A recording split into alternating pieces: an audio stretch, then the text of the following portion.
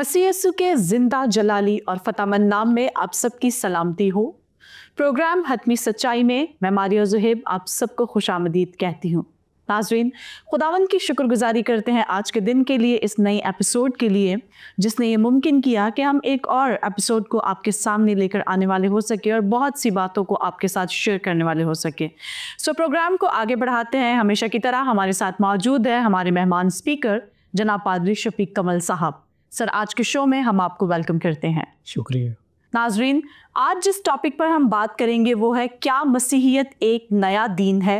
ज़फ़र इकबाल साहब की ये पोस्ट है जिसको आज हम अपने प्रोग्राम में शामिल करेंगे और इस पर बहस करने के लिए हमारे साथ हमारे मेहमान स्पीकर जनाब पादरी शफीक कमल साहब मौजूद है, जो हमेशा इनकी पोस्ट का जवाब जो है वो बहुत अच्छे से देते हैं। सो सर, आज पहला सवाल आपसे जो ज़फ़र इकबाल साहब ने किया है वो ये है कि सैयदना यीशु अलैहिस्सलाम ना तो मसीही थे और ना ही उन्होंने कोई नया दीन मुतारफ़ करवाया था और ना ही अपने पैरोकारों को कोई नया नाम दिया था। इसको एक्सप्लेन कीजिएगा प्लीज़। बिल्कुल, शुक्रिया। ज़फ़र साहब का जो सवाल है कि क्या मसीहत एक नया दीन है, दरअसल वो ये बताना चाहते हैं कि ये एक नया दीन नहीं है, ये यहूदियत की कंटिन्यूएशन या उसका कोई फ़िरका है। जी, बहुत सारे लोग पहले भी ये बात कह चुके हैं। और ये भी बताऊं कि ज़फ़र साहब की ज़्यादातर पोस्ट यहूदी अदब से या यहूदियों की जो मूशगाफियाँ उनसे मुस्तार होती हैं, और ये भी उसी किस्म का ही कोई काम है। पहला एतराज़ के हज़रत ईसा वो तो मसीही नहीं थे। ये बिल्कुल ऐसे ही है कि हम कहें जी कायदे आज़म तो पाकिस्तानी नहीं थे, है ना। जी जी। हालांकि भाई सारी स्ट्रगल उन्होंने पाकिस्तान के लिए की तो पाकिस्तान बना, और हम कहें जी वो तो पाकिस्तानी नहीं थे। मसीह यीशु ने इस दीन की बुनियाद डाली है। मसीहत वहाँ से शुरू हुई है और मसीहत मसीह की वजह से है, क्योंकि उनको हम मसीह कहते हैं। उनको एक स्पेशल टास्क के लिए मसा किया गया था, वो काम उन्होंने कर दिया, तो इसलिए मसीह के पैरोकार, मसीह के मानने वाले मसीही कहलाते हैं। जी। तो मुझे सवाल की समझ नहीं आई कि ये आप कहाँ से सवाल निकाल ले आए। और ना ही उन्होंने कोई नया दीन मुतारफ़ कराया और ना ही अपने पैरोकारों को कोई नया नाम दिया। ये सारी बातें बिल्कुल ऐसे ही है कि आपको मसीहत के बारे में कुछ इल्म नहीं है। अगर आप मसीहत को जानते होते तो इस किस्म की बेतुकी बात तो बिल्कुल नहीं करनी चाहिए थी। देखें, कह रहे हैं कि मसीह ने नया दीन मुतारफ़ नहीं कराया। ये जो न्यू टेस्टामेंट है, इसको हम न्यू टेस्टामेंट क्यों कहते हैं? क्योंकि ये न्यू लिटरेचर है, ठीक है। और वहाँ पर मसीह ने वाज़े कहा कि मैं अपने खून के साथ तुम्हारे साथ एक नया अहद बांध रहा हूँ। तो ये तो नया दीन हो गया ना जी। जो इब्राहीम के साथ अहद बांधा गया वो अहद इब्राहीमी है। उस अहद के शरीक जो लोग थे वो इसराइली नस्ल के लोग, इसराइली हज़रत इब्राहीम की औलाद थे। सही, ठीक है। और मसीहत में शामिल लोग मसीह के पैरोकार थे जो बपतिस्मा के ज़रिए इस मज़हब में ग्राफ्ट किए जाते, शामिल किए जाते। नया अहदनामे का लिटरेचर भी इसी वजह से, नए अहद की वजह से वजूद में आ गया। ख़तने की जगह बपतिस्मा आ गया। फिर पतरस बहुत क्लियर कहता है कि पहले तुम कोई कौम ना थे, लेकिन अब तुम एक मुक़द्दस कौम, शाही कहनों का फ़िरका और खुदा की ख़ास मलकियत हो। जी। आपने कैसे कह दिया कि इस कौम का तो कोई नाम ही नहीं है, ये तो कोई कौम ही नहीं है। भाई ये है सब कुछ, आपको पता नहीं है या आप पढ़ते नहीं। अच्छा, फिर मसीह यीशु ने बड़ा वाज़ेह अल्फाज में इसराइलियों को बावर करा दिया था कि ये पाकिस्तान तुमसे ले लिया जाएगा और एक नई कौम के हवाले कर दिया जाएगा। ना सिर्फ पाकिस्तान की तमसील के अंदर ये बात बताई, बल्कि एक बादशाह की ज़ियाफ़त के बारे में जो तमसील है उसमें भी मसीह ने यही बात की कि जो बुलाए हुए थे, जब उन्होंने आना नापसंद किया तो बादशाह ने सड़कों, मोड़ों और कोनों से लोगों को जमा कर लिया। ये गैर कौम की तरफ इशारा, उनको जमा करके तो इस जमात में शामिल कर लिया गया। تو یہ ساری باتیں نئی قوم کی طرف اشارہ کر رہی ہیں. اور رہی بات کہ جی ان پیروکاروں کا کوئی نام نہیں تھا، یہ بھی بیوقوفی والی بات ہے. بالکل ان کا نام تھا، بلکہ کئی نام تھے، تھوڑی دیر بعد بتاؤں گا، لیکن اوورآل ان کو کلیسیا کہا گیا تھا. صحیح. تو یہ جو سوال ہے جی کہ مسیح یسوع نہ تو مسیحی تھے، نہ انہوں نے کوئی نیا دین متعارف کرایا، وہ مسیح بھی تھے، وہ مسیحی بھی تھے، اور بالکل نیا دین یعنی کرسچینٹی انہوں نے متعارف کیا. اور اس دین کی خصوصیت یہ ہے کہ کوئی بھی شخص اس کا تعلق کسی مذہب، قوم، قبیلے، رنگ سے ہو، وہ مسیح یسوع کو اپنا نجات دہندہ مان کے اس میں شریک ہو سکتا ہے. صحیح. بہت شکریہ سر آپ کا، بہت ہی خوبصورتی سے اس سوال کا آپ نے جواب دیا. یقیناً ظفر اقبال صاحب کو اب کلیئر ہو چکا ہوگا. سو اسی کے ساتھ دوسرا سوال آپ سے کرنا چاہتی ہوں، وہ یہ ہے کہ یہ بے نام قوم کدھر سے آ گئی؟ دیکھیں یہ تو میں نے پہلے بھی جواب دے دیا آپ کو، لیکن زیادہ ایکسپلین کر دیتا ہوں کہ یہ بے نام قوم نہیں. انطاکیہ میں پہلی دفعہ ان کو کرسچن کہا گیا، مسیحی کہا گیا. صحیح. کرسچن کا مطلب ہے کرائسٹ کے پیروکار، کرائسٹ کے ماننے والے. مسیحی کا مطلب مسیح کے ماننے والے، جو مسیح کی شخصیت ہے اس کے پیروکاروں کو مسیحی اور کرسچن کہا جاتا ہے. جی. تو یہ کہنا کہ یہ بے نام تھے، ہاں اب آئیں کہ بہت کلیئر میں آپ کو بتا دوں کہ اس کو کیا کیا کہا گیا اس قوم کو.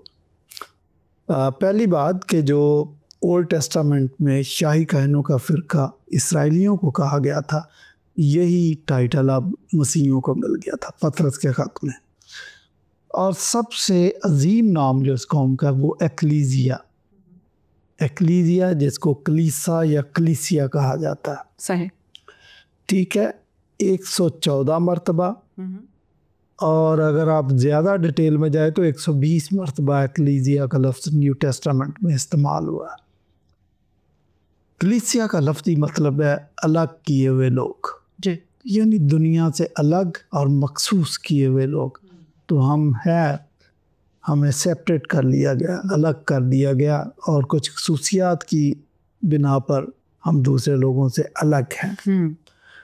اچھا، میں نے کہا کہ 114 مرتبہ کلیسیا کا لفظ استعمال کیا نیو ٹیسٹامنٹ نے، اور متی 16ویں باب میں 2 دفعہ خود مسیح یسوع کی زبان مبارک سے کلیسیا کا لفظ استعمال ہوا. خصوصی طور پر پطرس کو جب کہا کہ میں اس پتھر پر اپنی کلیسیا کو قائم کروں گا، اور کلیسیا پر عالم ارواح کے دروازے کبھی غالب نہیں آ سکتے. تو یہ مسیح یسوع کے اپنی زبان مبارک سے ادا ہوئے الفاظ بھی ہیں جن میں کلیسیا کا لفظ استعمال ہوا، جس کا ترجمہ ہم چرچ کرتے ہیں. تو کلیسیا کا مطلب میں نے بتایا الگ کیے ہوئے لوگ.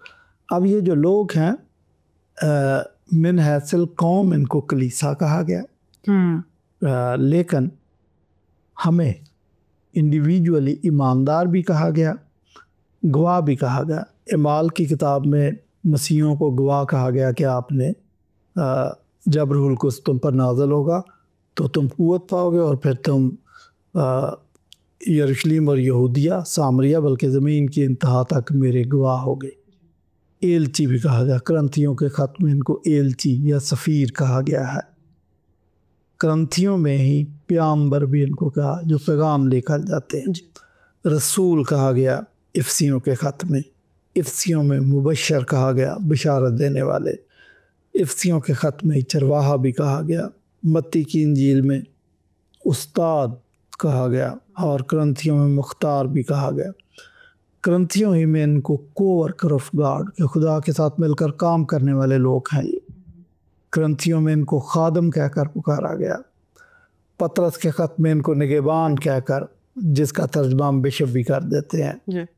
اور متی کی انجیل میں ان کو بیج بونے والے. کلام کا بیج ہم خوشخبری سناتے ہیں، بیج بوتے ہیں، تو اس لحاظ سے ہم بیج بونے والے بھی ہیں. رومیوں کے خط میں ان کو مقدس یا مقدسین کہا گیا. اگین وہ کیا کہتے ہیں، الگ کیے ہوئے لوگ.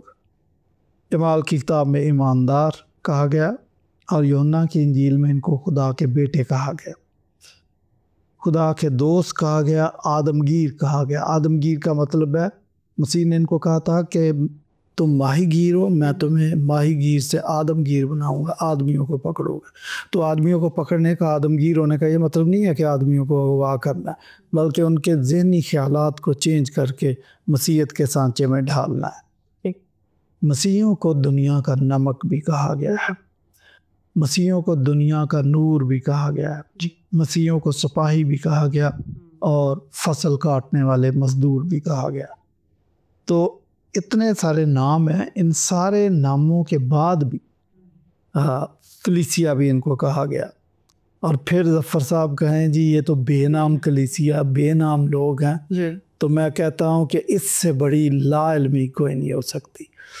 میں جو اندازہ کرتا ہوں کہ یہ یہودیوں کی کتاب پڑھتے ہیں اور اس میں جو سوالات ہیں یا یہودیوں کی کتاب پڑھتے ہیں یا قادیانیوں کی کتاب پڑھتے ہیں۔ ویسے قادیانیوں کے خلاف ہیں، ویسے یہودی ان کے لیے وہ بھی مطلب مردود لوگ ہیں اور قادیانی ان کے لیے کافر ہیں، لیکن جب ضرورت پڑتی ہے تو وہ کہتے ہیں نا گدھے کو باپ بنانا، تو یہ باپ بنا لیتے ہیں اور وہاں ان کی تحریروں سے فائدہ اٹھاتے ہیں۔ یہ سارے اعتراضات یہودیوں کی کتابوں سے یا پھر قادیانیوں کی کتاب سے اٹھاتے ہیں، احمد دیدات کی تقریروں سے اٹھاتے ہیں، وہ بھی قادیانی مکتب کا بندہ تھا، تو یہ سوالات کر دیتے ہیں۔ اور میں سمجھتا ہوں کہ یہ سارے سوالات آؤٹ ڈیٹڈ ہیں، ان کو ہم زمانہ ہوا ڈیل کر چکے ہیں۔ تو پھر کہہ دینا جی ان کا تو کوئی نام نہیں ہے، قوم کے در سے آ گئی۔ آپ کو شاید مسیحیت کا پتہ نہیں ہے، اس لیے آپ کہہ دیتے ہیں کہ یہ قوم کے در سے آ گئی۔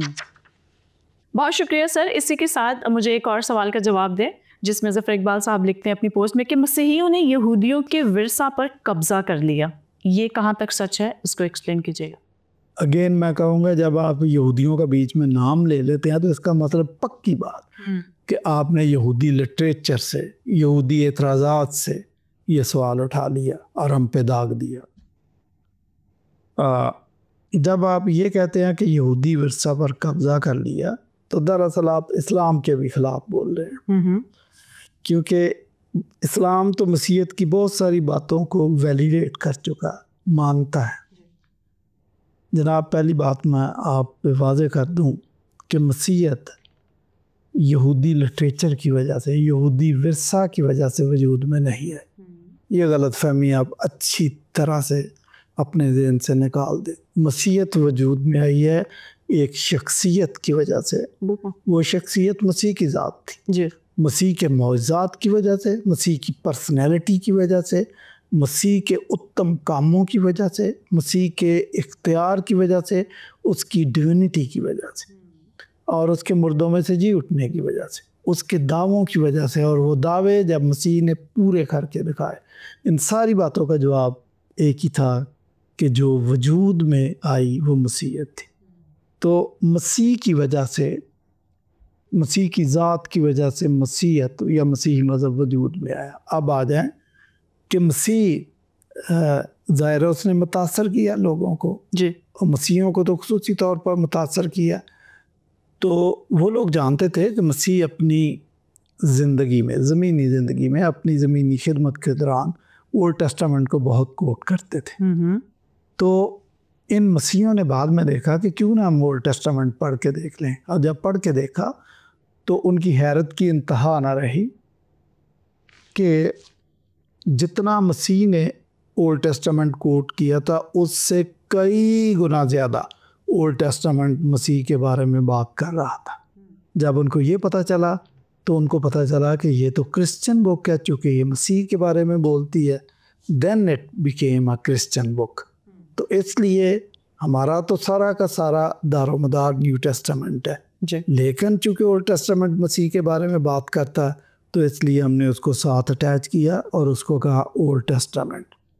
ٹھیک ہے، تو وہ بھی مسیح کے بارے میں بات کرتا ہے۔ سینٹ اگسٹین کہتا ہے کہ اولڈ ٹیسٹامنٹ ایک غنچہ ہے اور نیو ٹیسٹامنٹ ایک کھلا ہوا پھول ہے۔ دوسری مثال اس نے دونوں ٹیسٹامنٹ کی یہ دی ہے کہ اولڈ ٹیسٹامنٹ ایک ایسا گھر ہے کہ ایک بلڈنگ بنی ہوئی ہے لیکن اس میں روشنی نہیں ہے، اس لیے اس کے جو لوازمات ہیں وہ اتنے کلیئر نظر نہیں آتے۔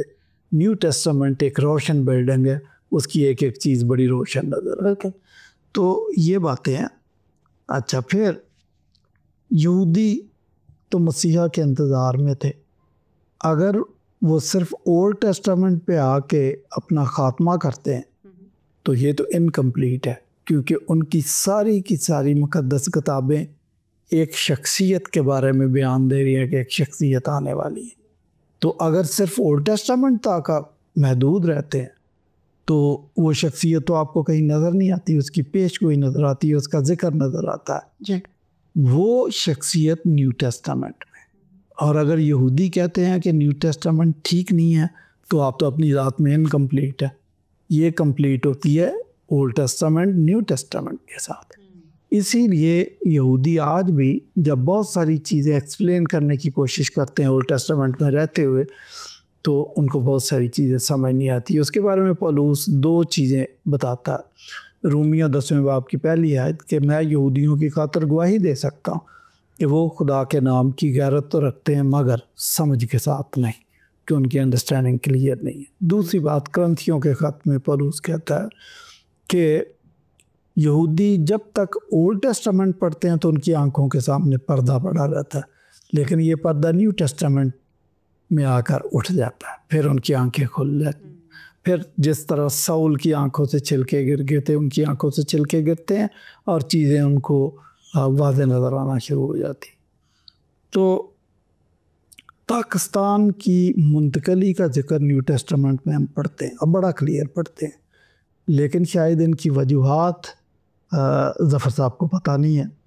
بتائے دیتا ہوں کہ بنی اسرائیل کو جو کچھ ڈیوٹی دی گئی تھی وہ انہوں نے پوری نہیں کی، اپنے فرائض کو پورا نہیں کیا. اس لیے خدا کہتا ہے کہ بنی اسرائیل کا سارا گھرانہ دل کا نامختون ہے، کیونکہ انہوں نے خدا کی بات نہیں مانی. اور ملاکی کہتا ہے کہ تم اپنے باپ دادا کے ایام سے ہی میرے آئین کے منحرف رہے ہو. جو ٹیسٹامنٹ ان کے ساتھ باندھا گیا تھا وہ ہول کاویننٹ تھا، ایک جامع عہد تھا. وہ سمجھتے ہیں کہ یہ محدود عہد تھا، کہ یہ عہد خدا اور بنی اسرائیل کے درمیان تھا. یہ ان کی بہت بڑی غلط فہمی تھی. یہ عہد 3 پارٹیز کے درمیان تھا. نمبر 1 گاڈ، نمبر 2 بنی اسرائیل، نمبر 3 جینٹائلز. کیونکہ آپ دیکھیں جہاں بھی اس عہد کا ذکر آیا، جو کہ صرف پیدائش کی کتاب میں 5 دفعہ ذکر آیا، 5 دفعہ اس عہد میں جو ٹاپ لائن بلیسنگ ہے وہ یہ ہے کہ برکات بنی اسرائیل کو پہنچے گی. جو باٹم لائن ہے وہ یہ ہے کہ تیرے وسیلے سے دنیا کی تمام قومیں برکت پائیں گی. تو یہ تو جامع عہد تھا جس میں غیر اقوام شامل تھی، آپ نے ان کو الگ کر کے رکھ دیا. اور چونکہ آپ نے اس ہول کاویننٹ کو کمپلیٹ نہیں کیا، اس پر عمل نہیں کیا، خدا کی بات نہیں مانی، آپ نے چاہا کہ زبردستی خدا کی برکات ایک قوم تک محدود رکھی جائے. یہ بات خدا کے آئین اور خدا کے منصوبے کے خلاف تھی. اس لیے نیو ٹیسٹامنٹ میں ہم دیکھتے ہیں کہ جیسے یوحنا آتا ہے تو جو بات ملاکی نے کی تھی کہ تم اپنے باپ دادا کے ایام سے ہی میرے آئین کے منحرف رہے، 4 صدیوں کے بعد وہیں سے بات شروع کرتا ہے یوحنا اور کہتا ہے کہ اب تو درختوں کی جڑوں پر کلہاڑا رکھا ہے، جو درخت اچھا پھل نہیں لاتا کاٹا اور آگ میں ڈالا جاتا. مسیح یسوع نے کہا میں نے کتنی دفعہ چاہا کہ جس طرح مرغی اپنے بچوں کو پروں تلے جمع کر لیتی ہے میں بھی کر لوں، لیکن تم نے خود نہیں چاہا. اور لکھا ہے کہ وہاں پر مسیح یسوع کی آنکھوں میں آنسو بھی آ گئے. ٹھیک ہے، عید پینتیکوسٹ ایک ایسا تہوار، ایک ایسا دن ہے جس کو ہم کہہ سکتے ہیں یہی ہے دن جو خداوند کا ہے، کیونکہ پاکستان مسیحیوں کے حوالے کر دیا گیا. اور میں سمجھتا ہوں کہ بنی اسرائیل سے وہ پاکستان لے لیا گیا. تو یہ جو عید پینتیکوسٹ ہے مسیحیوں کے لیے تو ڈے آف دا لارڈ ہے، لیکن یہودیوں کے لیے یہ قیامت صغریٰ کا کاؤنٹ ڈاؤن شروع ہو گیا تھا جو سن 70 میں تباہی ان پر آن پڑی تھی. تو یہ ساری باتیں ہیں. تو کہہ دینا کہ ہم نے یہودیوں کی وراثت پر قبضہ کر لیا، ایسا نہیں. آپ کو حقائق کا پتہ نہیں ہے. یہودیوں نے خدا کی برکات کو اپنے پاؤں سے ٹھوکر ماری ہے، اور اپنی بدتمیزی کی وجہ سے، اپنی نافرمانداری کی وجہ سے، اور کیا کہتے ہیں نافرمانی کی وجہ سے، اور اور بھی ان کے جو بھی آپ کہہ سکتے ہیں کہ بت پرستی کی وجہ سے، ہٹ درمی کی وجہ سے وہ ان برکات سے محروم ہوئے، اور جو ان کے پاس استحقاق تھا اسپیشل نیشن کا وہ کھو بیٹھے۔ اب اسپیشل نیشن مسیحیت ہوگی، تو ہم نے کوئی قبضہ نہیں کیا، یہ خدا کا فضل ہے کہ اس نے اپنے دروازوں کو ہم پر کھولا جی، لیکن یہ بنی اسرائیل کی ہٹ درمی ہے کہ انہوں نے اپنے اوپر جو خدا کے فضل کے دروازے تھے خود بند کر لیے۔ اچھا سر، یہ بات کہاں تک سچ ہے کہ مسیحیوں نے نیا مذہب انسانی ضروریات کے تحت گھڑ لیا؟ اس پہ روشنی ڈالیے گا۔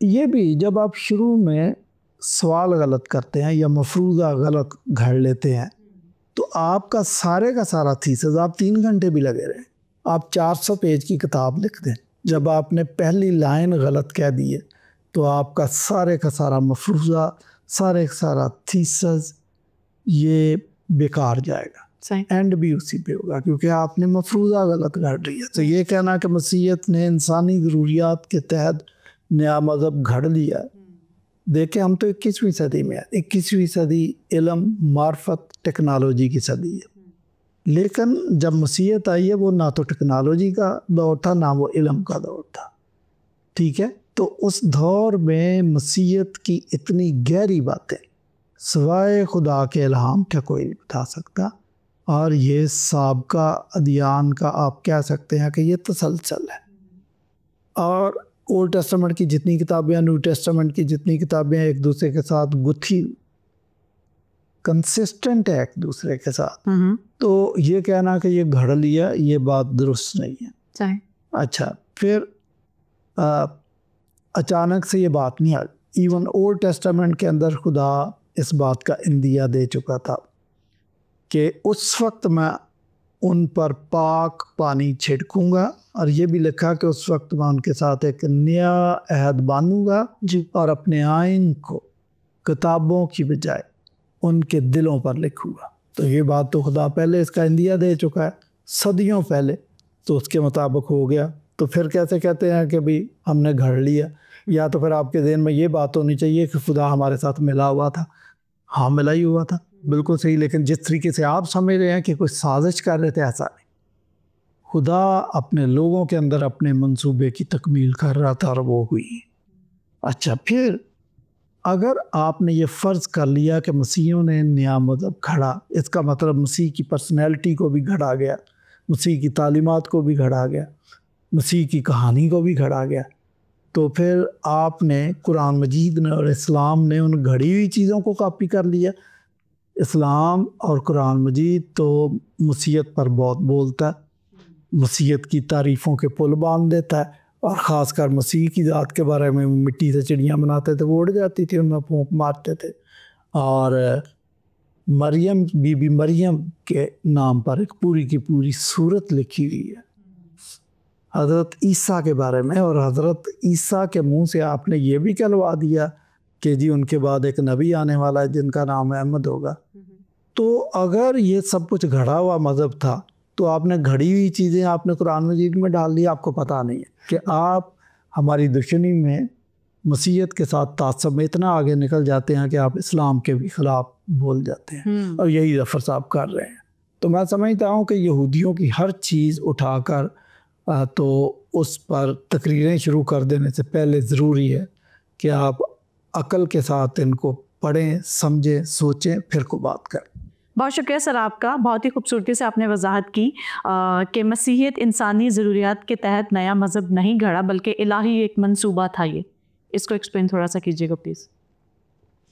میں نے تو کر دیا، تھوڑا سا اور بتا دیتا ہوں۔ دیکھیں، میں مثال کے طور پر آپ کو بتاتا ہوں کہ مسیح یسوع کی جو قربانی ہے یہ اچانک سے نہیں ہوئی کہ بنی نوع انسان کے لیے انہوں نے صلیب پر اپنی جان کفارے کے طور پر دی، یہ اچانک سے نہیں ہوئی۔ اولڈ ٹیسٹامنٹ بھرا پڑا، نمبر 1 ہیکل کے اندر سیکریفیشل سسٹم تھا کہ آپ نے گناہ کیا تو اس گناہ کی معافی کے لیے، کیونکہ بائبل کہتی ہے کہ بغیر خون بہائے معافی نہیں، آپ ایک بکرا یا برا لے کر جائیں گے کاہن کے سامنے، اور اس برے پر ہاتھ رکھ کے آپ اعتراف کریں گے کہ میں گناہگار ہوں، میں نے گناہ کیا، اور میں معافی چاہتا ہوں. اور میں خدا کے فضل کا شکر گزار ہوں کہ اس نے خون تو میرا بہنا چاہیے تھا لیکن اس نے برہ مہیا کر دیا.